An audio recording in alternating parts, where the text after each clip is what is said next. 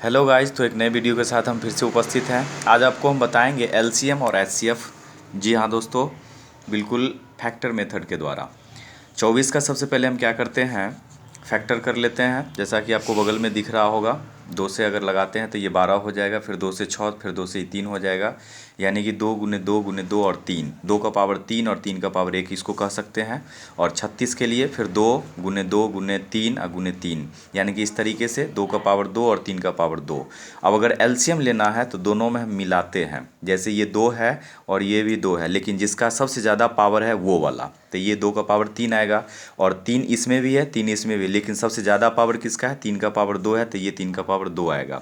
अब दोनों को हम लिखते हैं। 2 का पावर 3 का मतलब हुआ 3 बार लिखेंगे, और 3 का पावर 2 का मतलब हुआ कि इसको भी 2 बार लिखेंगे। सबको गुना करेंगे तो 2 दूना 4, दूना 8, त्रिक 24, तिया 72। जी हाँ दोस्तों, हमारा ये फाइनल आंसर प्राप्त हुआ एलसीएम का। अब इसी चीज़ का हम चलते हैं एचसीएफ लेते हैं।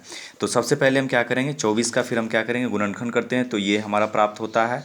और 36 का अगर गुणनखंड करते हैं तो ये हमारा प्राप्त होता है। अब चलते हैं हम दोनों में, देखते हैं कि जो कॉमन चीज़ है और जिसका कम पावर है, जैसे 2 इसमें भी है और 2 का पावर इसमें भी है, लेकिन सबसे कम पावर किसका है, तो 2 का पावर 2 है, इसलिए 2 का पावर 2 हम लिए हैं।